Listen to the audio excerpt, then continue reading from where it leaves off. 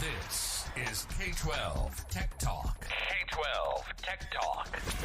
The podcast by K-12 Techs for K-12 Techs. Real conversations, real arguments, and real banter on trending K-12 technology topics and issues. Live from the somethingcool.com studios, this is the K-12 Tech Talk podcast. My name is Josh. What? This is the Halloween edition. This is the Halloween edition. I am not real sure what is happening. Mark is with us, but he is... Describe that. What is going on, Mark? You said this was the Halloween episode. Are you an owl? A turkey? Who do you think I am? Oh, no. Probably some... Complete probably with jokes. Some revolutionary war figure. We all agreed this was the Halloween episode. Mark is an owl. Mark, are you an owl? What is Yes, this? I am an owl. Why do you have a diploma on your head? I'm a wise owl. Oh, okay. It's not a diploma.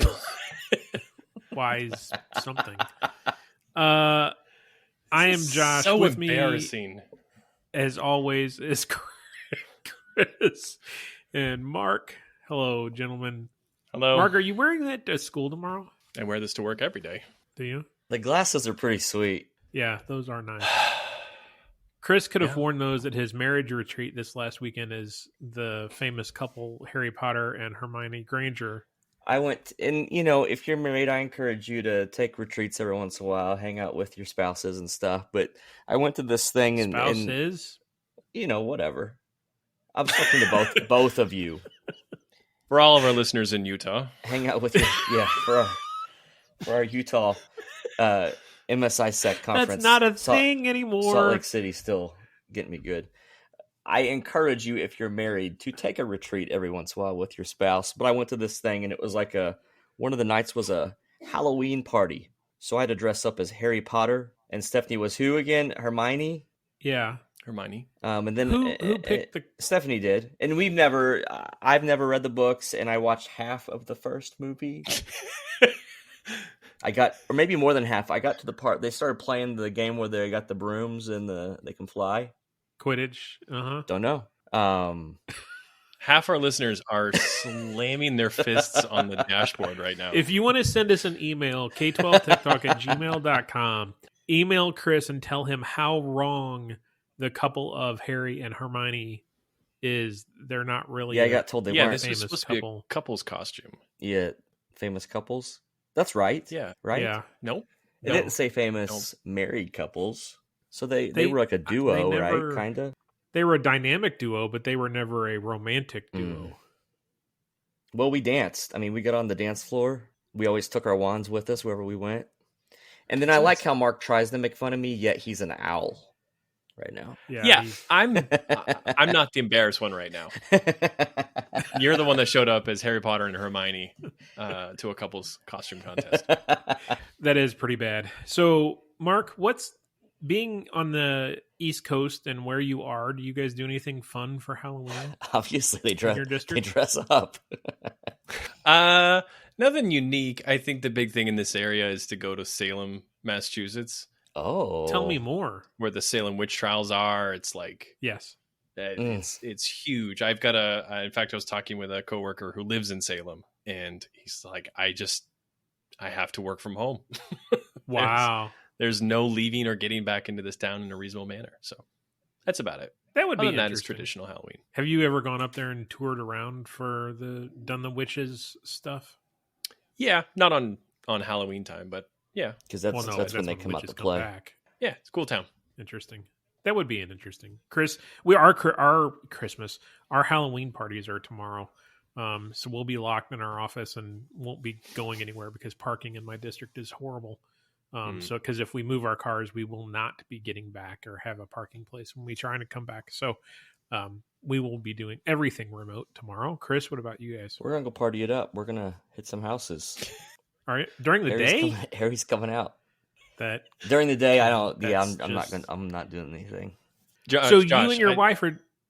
Go ahead, Mark. I was going to say, I think if he's going to be dressing as Halloween at an elementary school tomorrow at school, but he's never read the books, he doesn't know the story, I think this is an opportunity for us. I was going to say, you and your wife are going to go trick-or-treating as Harry and Hermione tomorrow night? I think so. We got to maximize our dollars. I'm a cheapskate. I mean, we got to get 2 uses out of that thing. You are rather tight. I will say that. Though, if you are a budget-conscious person, you don't have to worry about Fortinet and buying Fortinet hardware because they are a very budget-worthy or a budget-conscious purchase. Chris, why don't you tell our listeners how they can find out more about Fortinet and the product stack that they have? Well, Chris is the guy to reach out to. Not me, Chris, but Chris Illingworth. Fortinet podcast at Fortinet.com.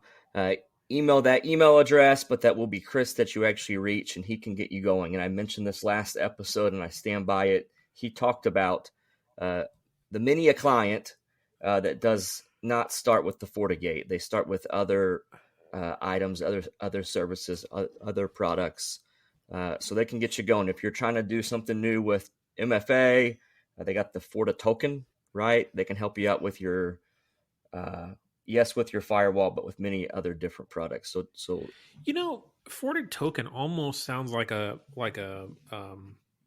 legalized marijuana tool.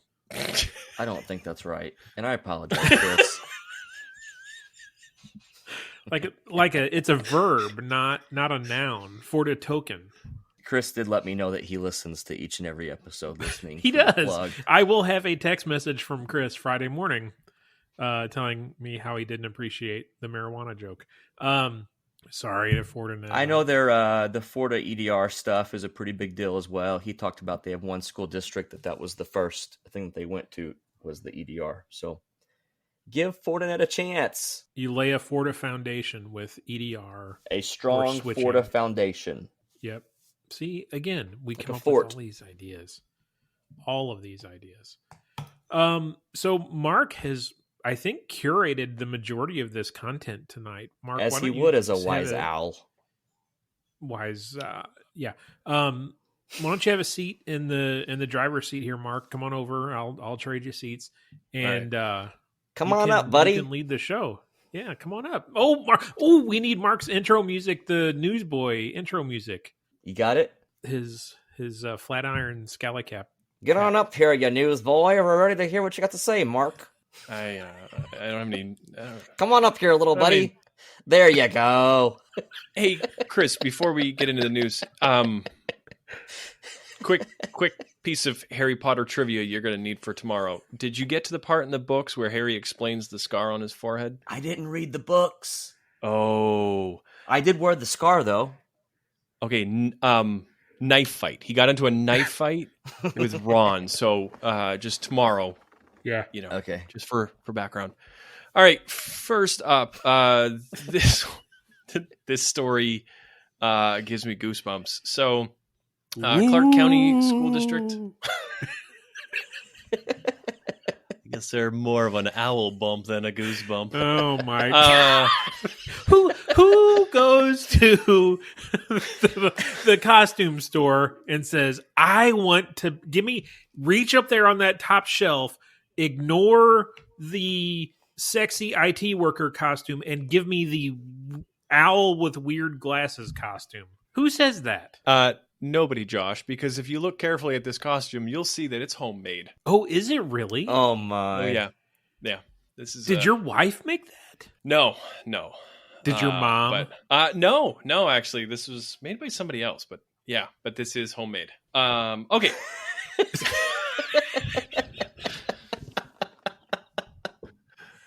All right. Clark County, Nevada. This is a story that gives me owl bumps. They recently suffered a ransomware issue a few weeks ago. It happened on October 16th, so not too long ago. Clark County, Nevada is one of the top 5 school districts in the country. So it is very, very large school district. It is Vegas. Yes. So that's 300,000 students. What makes this ransomware story just a little bit unique is that the attackers or the threat actors are now emailing directly to parents with, "We have your data and we're going to release it on this date." So this is a very, very new, I have not heard of this tactic before, but a new way of threatening and pushing a school district to meet your demands. So yeah. Are they using like a business email compromise to email the parents, or they're emailing from like Proton or something like that? So I can't tell from what has been released, but it does sound like Clark County disabled access to Google Workspace from external accounts. They did have some sort of a compromise within Google, but I don't think it needs to be a business email in order to email parents. It sounds like they may have exfiltrated some data, and then they can use whatever they want to email directly to the parents. That's horrible. Yes. And, I shared with you guys before we started that we had a parent call this afternoon and say, "Hey, I got a message from Remind this afternoon that you're canceling school tomorrow so everybody can go trick-or-treating." Yes. It's one of those things that parents get so many communications from the school. Mm-hmm. It's hard for them to decipher at times what's real, what's not real. And then you have something like this pop up and you add a little confusion and scare tactic factor into that, and goes sideways really bad. Really, really bad. Yeah, and unfortunately, in the emails, it does, say, "Hey, this is, this unfortunate, but your child's data has been breached," something to that effect. But what makes this especially frightening is what makes this very different from your average email is that they actually included PDFs for children, for each of the parents' children in the emails. So they are not just notifying parents, but they're proving it to parents that they have their data. But kudos to them for using a PDF that is a universal format. Oh. They did it right. They wanted to make sure it could be opened, right? Like, you use Word 97, that's going to be a problem. You're going to have some parents that can't open that thing. Yeah. Next story. The other one comes from Philadelphia. This is actually not a school one, but it's a very good lesson or a good conversation for us to have. So the Philadelphia city was breached. They just notified everybody that they did suffer a breach and that there was some data leak in it. However, what makes this one unique, and the reason I wanted to kind of bring this one up here, is because they determined that between May of this year and July, that an unauthorized actor was in their system.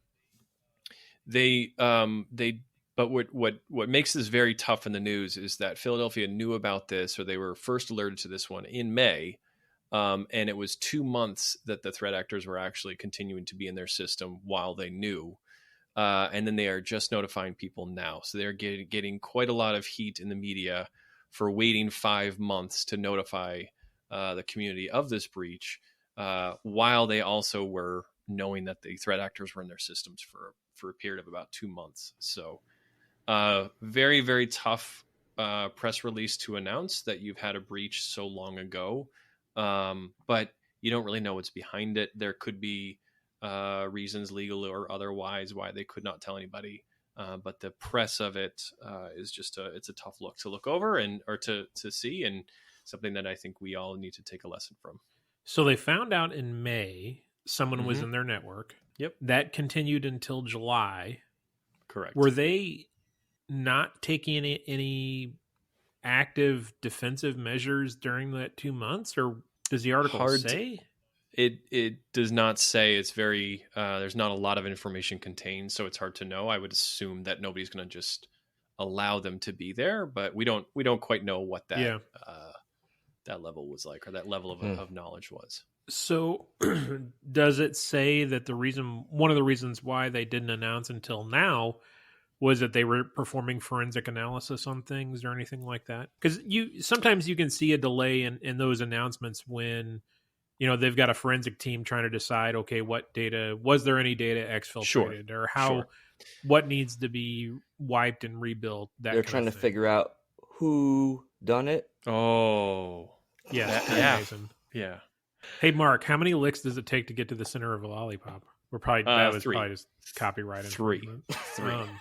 So a delay after the fact, I don't think is too far outside the scope of reason, but yeah, 5 months seems a little bit long, but there might be some sort of rationale to that. I don't know. Yeah, I think from reading the announcement from Philadelphia, it does appear that it wasn't immediate that they knew that information was breached. However, it appears sometime in August. So you're still looking at a kind of a 2-month gap between when they knew that health information or private information were in these accounts that were compromised and when they notified the public. Interesting. Chris, why don't you tell us about Extreme Networks real quick? Extreme Networks, a proud sponsor of the K-12 Tech Talk podcast. You can email Dominic Mayer, dmayer at extremenetworks.com for all of your networking needs. Check out Extreme Networks. They have a great line of switches. Site IQ is the next big thing with them in regards to those switches. Check out Extreme. All right. Listener emails. Chris, you said there was something on Pro. Yeah, and actually, before I get to the Pro one, we did have, this is a quick little shout out from listener June, and a shout out for Pate, right? We'll try to bring these up as they happen, of course. We like talking about Pate. She just listened to the In Memory of Pate episode. She said she didn't know Pate. She just knew him from the podcast. What a huge loss. Long story short, she wanted to say sorry, but thankful for the podcast and the Pate-isms. And man, if we can spread Pate-isms around, I'm all about that. And then on K-12 Tech Pro, had the question posed about student-teacher accounts. So I know probably several times over the course of our 100-plus episodes, we've talked about substitutes and how we handle them. But there was a question about student teaching. Do we give them a Windows account? Do they get full-on access? Do they get gradebook access? The whole bit. You know, your student teacher, they're going to clock some time. So what do you guys do? And do you like that you do it? I don't like what we do. The stance that has been taken is a student teacher is not an official teacher, and they do not get an account. They're not to be taking attendance or anything like that. I see both sides of this fence, but the part that gives me the most concern is knowing how the classroom operates and how things go, I know that the teacher is then sharing credentials with that student teacher. Yeah. It is what it is. And they've been told not to, but when the part of student teaching is that primary teacher isn't in the room for a good chunk of the year, how is that student teacher then recording grades? How are they taking attendance? You know, it's a larger discussion than just the IT department or just curricular department. But right now that's the stance that we've taken. We allow school administrators can create accounts. We have a system that allows them to create an account. It does have to go through automated approval, but they have the ability to create accounts, and we do encourage them to create an account for somebody like a student teacher rather than, risk credentials being shared or people sharing devices. That being said, there's only so much that you can do as a kind of a student teacher sponsor or contractor. And there are a lot of systems out there that don't support co-teaching, even if you want to do it. So it is pretty tough to do. And I think there is a little bit of that sharing that happens with the teacher and their access to a student teacher. We give Windows accounts, and they have to sign tech user agreement, of course. We give a Windows account. If they will we have substitute teacher Google training. And it also does like this. It's this quick little video that I made. It only takes about 15, 20 minutes to watch the video and take a quiz. But basically, they send an email. They prove that they know how to send an email. They have to type in a Google Doc. They have to show that they can, at the most basic level, collaborate on a Google Doc. And then they pass a quiz that goes over the basic technology resources that are in the classroom. So we talk about if we support DVDs or not. We talk about where the projector remote typically is. We talk about at our elementary that has a little sound system in the classroom, how that works. So they pass that quiz. If they do that, then they can have a Google account, just like our substitutes. That's just for, they can only email internally and share internally. And then I always make them give me an end date that gets put into a calendar. So we turn off their accounts right away as soon as their student teaching is done. The big question mark, that's not really a question mark, is those teachers, those student teachers are supposed to have, I guess, on their side of getting an education, that they've done some grade book stuff. Well, we don't allow that yet. They're doing stuff. So we know that I don't know how to fix that just yet for what we just unpacked, you know?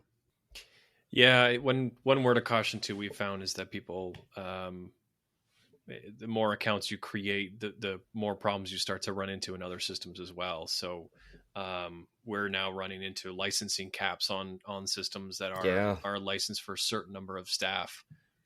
So we've had to recently, in one or more products, actually take away licenses from kind of like contractor intern type accounts. We just had that exact scenario in one of our buildings because of both more long-term sub issues than student teacher issues. But yeah, same kind of idea. The more long-term subs you have going on at any moment, if they're getting rostered or whatnot in a auto provisioning type solution, yeah, you're going to run into those license issues, which I don't know, nature of the beast kind of thing. But licensing by teacher is that's why, okay, going to change subjects. But filters, web filterings for students. I go out of my way to look for products that base it on student count instead of device count, because you have a number of spare devices, 10, 15% spare devices. Well, you're going to have to buy 10, 15% more licensing than what you need because you have spare devices and it's assigned by device. So I'll give extra tally marks for a product that's licensed by student count instead of device count. Chris, did you have running out of license is super scary? Oh, it's horrible because it's one of those things you never check, and then all of a sudden it sneaks up and bites you. So you can't always know when all these accounts are coming in. It's not like we can see in the dark or anything like that. So.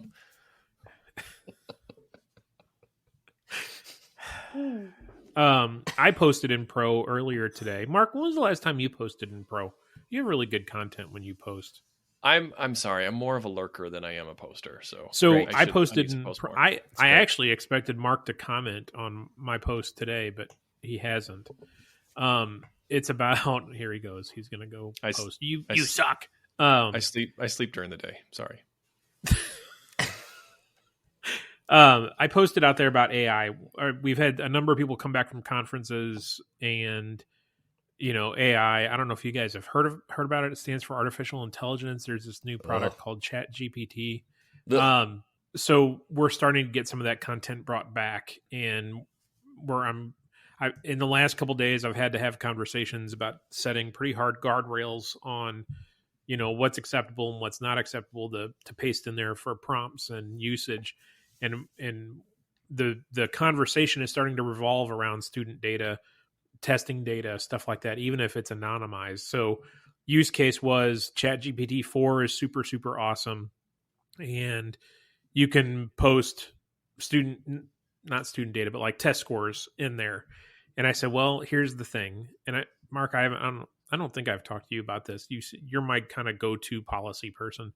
No matter if it's anonymized or not, if you're posting that data into a large language model, and that model is learning from the content and the prompts that you are giving it, it is still taking that school-owned data, which is protected whether or not it's anonymized and should only be used for school benefit or school purpose. It is then learning from that content and that prompt to use in other instances. So my kind of guardrails in that statement is, anonymized or not, you really should not be putting student data or test scores, stuff like that, into a large language model to collate, give you trends, whatever, you name it. So we're having some difficulty kind of trying to figure out what's acceptable and not. Mark, what's your take on that? You're 100% right that you do need to protect your data from being used in AI models, whether or not it's anonymized or not. The first thing I would say is, anonymizing data is way harder than it sounds. And so if you say take out student names and IDs and dates of birth and put everything up there, that's not anonymized. It's just a smaller data set. So even if you scrub it or change it, you do need to be careful with whether or not it's really anonymized or not. And like someone else pointed out, if you are, Chat GPT-4 is currently a paid product. I think it's like $20 a month. The fact that you have a paid account that can be tied to you in your school and you're posting that data really isn't anonymous, right? Yeah. And I think the next point is around, your data as a whole, your data as a sole subject or a collection of your data is still property of the district. And so it then comes down to what are your local policies or board rules that allow you to share confidential data with an outside entity. Now, FERPA is really about protecting the student record and the individual record, and probably wouldn't wade into that anyways. Also, it was written in 1970 and has had very, very few updates. So it's definitely not ready for AI. So I think it really comes down to what your local district policies are on data as a whole and whether or not that can be uploaded to a system like ChatGPT. And what I came back to was our, kind of our boilerplate student data privacy agreement. There are statements in the DPA that say this data is only for school use, not for sale, not to train something, not to, harvest data, whatever. And quite honestly, all of these generative AI tools right now, they're all learning from the prompt and the data that's being fed into them. So to me, that's kind of in direct conflict of what we have in our DPAs. So right now I'm going to keep pushing back on Josh, I'm curious, who's at the table with that conversation right now with you? Right now, it's the folks that have gone to these conferences where AI has been a big discussion, and they're coming back and they're talking about what they've learned, and we're kind of stepping through acceptable use. And we really don't want to do that. As a matter of fact, we have a PD day coming up on the 1st, day after Halloween, and my high school librarian is going to lead a session on AI tools from the teacher's perspective, like magicschool.ai and Diffly, something like that, where it can take content and differentiate the reading levels so that people at different levels, comprehension levels, get something out of the same content. But that's all from the teacher's perspective, and primarily to be an assistance in creating lesson plans. It's not removing from the teacher from the classroom, because the teacher still has to deliver that content. And probably tweak whatever lesson plan is being generated by Magic School AI, or what pick your favorite. What we will not be getting into is that let's feed it data and see what kind of trends or analysis that it can pull back out, which it's probably getting really, really good at doing. But right now, until we have a better idea of what's acceptable and not acceptable, I'm going to pump the brakes on that one pretty hard. Yeah, I don't think you can win the battle of fighting against AI, and nor should you. No, but that's definitely a line you want to draw in the sand around staff or students uploading confidential data, and just leave it at that, anonymized or not. Like it, right? It's school-owned data. Now, if you want to ask it a question and have it help you create a lesson plan or a unit of study, I think that's a completely different conversation. But feeding it real data like that, no, we're not ready for that. What else? Here's my it's not a fun story, but my quick fun story. So we do bring your own device. Okay. As a separate, bit that our faculty and staff and students can get on. They get put into their own network, the whole bit. But we allow a kid, if they have a MacBook, they don't like our Chromebook, they can bring it. If we have a staff member that has a device they want to put on, they can, in particular cell phones. Here's the long story short. My superintendent several weeks ago reminds our staff about our cell phone usage policy. Okay, Okay. no big deal.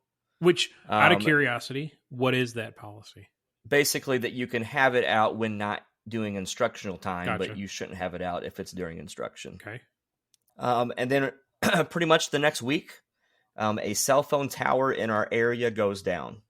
And with that, some hilarity ensues, or whatever you want to say.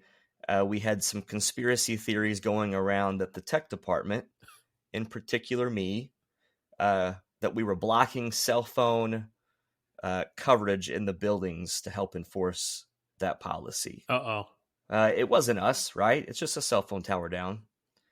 But that was going around, and we had to put out some fires and some rumors for about a week and a half because that tower was down for a while. Wow. I had to try to explain to teachers about, your classroom, it's got a bunch of cinder blocks around it. You're probably used to 2 bars or 3. Right. That's with good signal.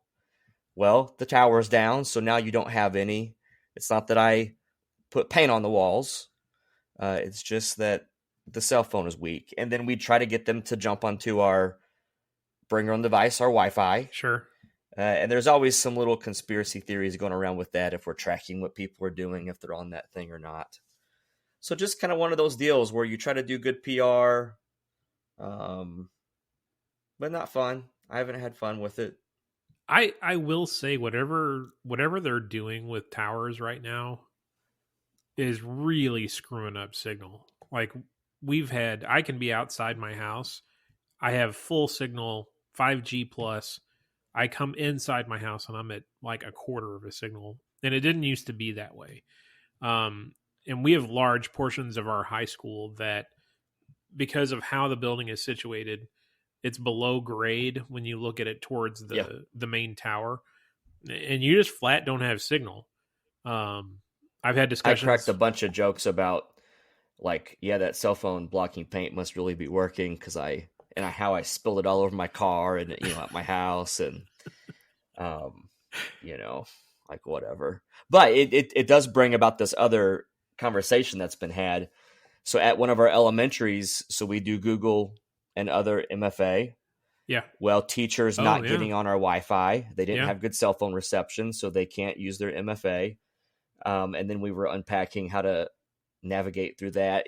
But the fix is to just jump on our Wi-Fi and you're going to be fine. But then again, it brings up the question: if you don't have a network with bring your own device, what do you do if cell phone coverage is bad for MFA? Right.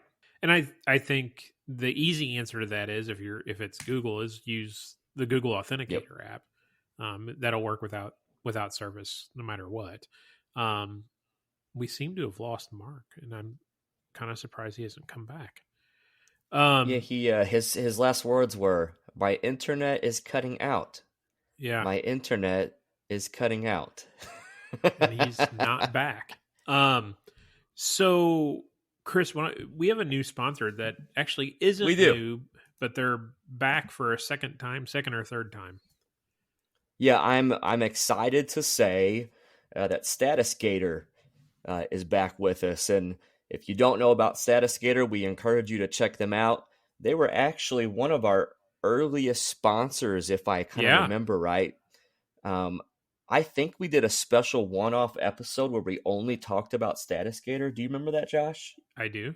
So StatusGator, what's cool about them and why it's timed out to be October 2023, and they're hanging out with us again is that they've kind of rebuilt their stuff from the ground up, and they've built it with K-12 in mind. So it's a monitoring tool used by hundreds of school districts. We actually know that several schools signed up for StatusGator after checking them out from the podcast. So we're excited about that too. But tech teams, basically, you can get on StatusGator. You could stay informed of outages of providers. You don't have to sign up for all these different status pages. StatusGator does that work for you and more than that. So they have a cool product built for K-12 that will show you upcoming maintenance on all of your stuff, that can just give you good control, like a good dashboard. So right now, if you go to statusgator.com/K12 podcast, they have some special plans there, some special information there. they're going to be with us for the next 3 episodes. So statusgator.com/K12 podcast. Yeah, so it was always interesting to me to kind of watch that those alerts come in and the different services and when they would go down and come back and stuff like that. So one thing that I've been fighting with, and I, since the beginning of the year, we went with Campus, Grade Sync. Oh, here comes Mark. I was fully expecting a different costume. Having some internet issues tonight. What happened, buddy? He's back.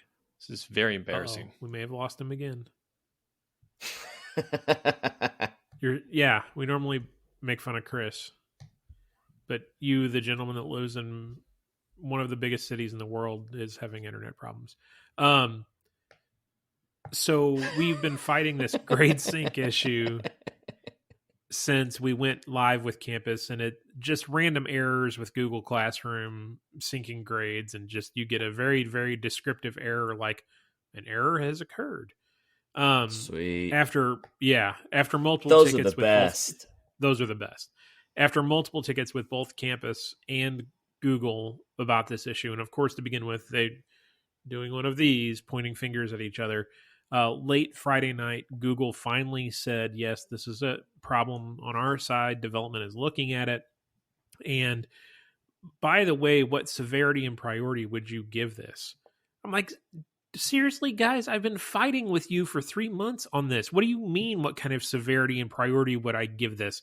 So I replied to the guy. I'm like, well, let's see. I've got about 200 teachers that are ready to cause me bodily harm. What severity would you give that? And he didn't. I had to ask for an update today, so he didn't appreciate my humor. Did you say that was Google support saying that? Yeah. So Google has admitted that they have an issue with this. So I'll just say, if you've got a problem with Google Classroom syncing grades to one of their supported products like Aspen, Classroom, I don't know if PowerSchool's on that list or not. Email us, k12techtalk@gmail.com, and I might share my Google ticket with you so that you can attach to it, just to prove to those yahoos that is this our Hey Google? Yeah, this is our Hey Google segment again. This is our Hey Google segment. Get your act together, because again, like we said last week, they're going to start charging. If you want to be able to grade sync going forward in 2024, you've got to buy up to the Education Plus platform. So get your act together if you're going to start really charging for this. That's the problem. So we think Google's dropping the priority on this whole secure by design stuff. Then they get their act together with it, and then this as well, Josh. Yeah. So that it's been a pretty big frustration for our teachers, because it'll work once and then it won't work another 8, 9, 10 times in a row, and then it'll work and then it won't work. It's beyond frustrating. And of course, at the end of the quarter and end of the semester, that's when everybody's stressed out about it. So yeah, it's been a problem. Let's see, Chris, our resident owl has left us. He flew the coop. Do you have any closing thoughts or final thoughts for tonight? It's the night before All Hallows Eve. Everyone has a great, happy Halloween. We are K12 Tech Talk, and so are you. What? I wasn't ready. And what's your favorite Halloween candy? Lemon Heads with Friends. Really? Not just lemon heads, though. I want the friends with it. What's the difference? Well, there's different flavors. Little bitty box, like a 25-cent box, but it costs like close to 50 cents now. But there's lemon heads in there, and then there's a bunch of other flavors, the friends. Huh. I didn't know that. Yep. All right. What about you, Josh? I don't know. I would have to go with Reese's Peanut Butter Cup, just because that's an awesome one. Mark just text. 6 schools just went down. I say there's a bigger issue in the city. So Mark's city might be getting DDoSed or something. Well, maybe we'll hear about you his heard it here district on the first. news. Yeah, we'll hear about his district on the news this week. Shoot us an email. Like I said, k12techtalk@gmail.com. We love listener feedback, listener questions. 1000%. if you're on K12 Tech Pro, hit us up there, post out there. We might highlight you here. And we're on Twitter as well, or X, whatever it's called this week, if it's still around, K12 Tech Talk Pod. And go find our YouTube channel, K12 Tech Talk Podcast, I think, or K12 Tech Talk. Go subscribe to that. We're up to 49 subscribers now. Woo! We are starting to post this, and hopefully if we ever get a good video recording, we will post the video recording over there too, so you can see us and Mark's. I hope this owl one works costume. and we see Mark. I hope dropping so in and too. out.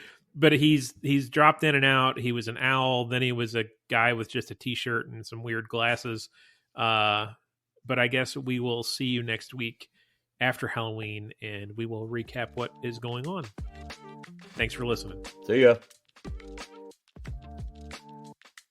The views and opinions expressed on the K12 Tech Talk podcast are the personal opinions of Josh, Chris, and Mark, and do not represent the views or opinions of our sponsors or other organizations that we're affiliated with.